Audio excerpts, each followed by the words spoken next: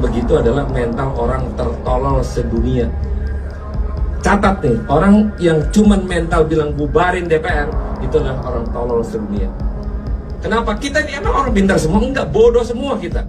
Pada Sabtu, 30 Agustus tahun 2025, sekitar pukul 15 hingga 18.00 WIB, kerusuhan pecah di kawasan Tanjung Priok, Jakarta Utara.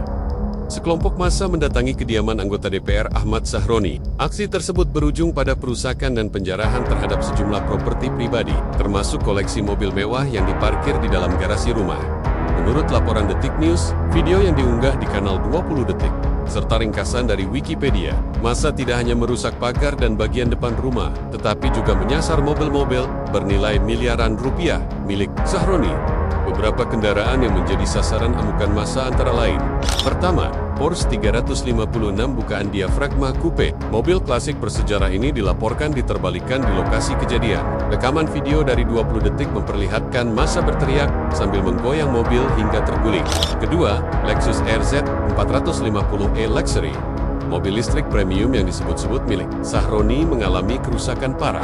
Namun, catatan laporan harta kekayaan penyelenggara negara LHKPN terakhir per 21 Februari tahun 2025 tidak mencantumkan kendaraan ini, sehingga menimbulkan pertanyaan apakah benar mobil tersebut terdaftar sebagai aset resminya. Yang ketiga, Tesla Model X, Ford Mustang generasi awal, serta sejumlah Porsche lain.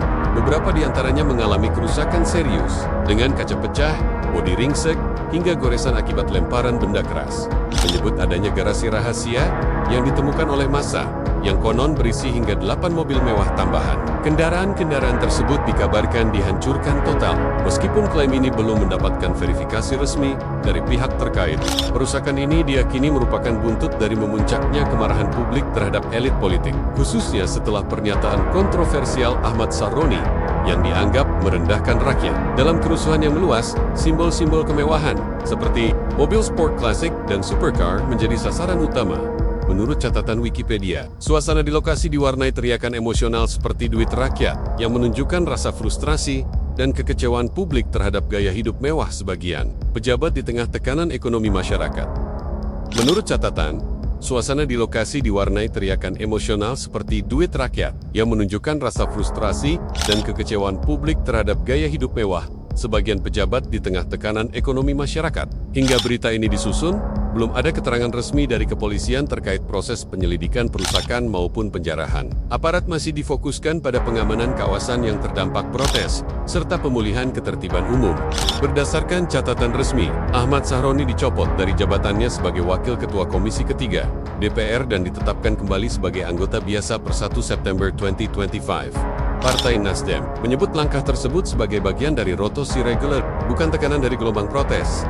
Laporan Wikipedia menyebutkan bahwa Sahroni meninggalkan Indonesia dan berada di Singapura dengan alasan keselamatan pribadi. Sementara itu, sebuah unggahan permintaan maaf yang sempat viral di media sosial dinyatakan hoax oleh Nasdem, yang menegaskan bahwa akun tersebut bukan milik resmi Sahroni. Perusakan mobil-mobil mewah milik Ahmad Sahroni menjadi simbol eskalasi kemarahan publik terhadap figur politik yang dianggap tidak peka terhadap kondisi sosial masyarakat. Meskipun tidak ada laporan pembakaran, kerugian material yang ditimbulkan sangat besar dan menambah sorotan terhadap gaya hidup mewah pejabat. Kasus ini juga memperlihatkan lemahnya pengamanan aset pribadi figur publik saat situasi politik memanas.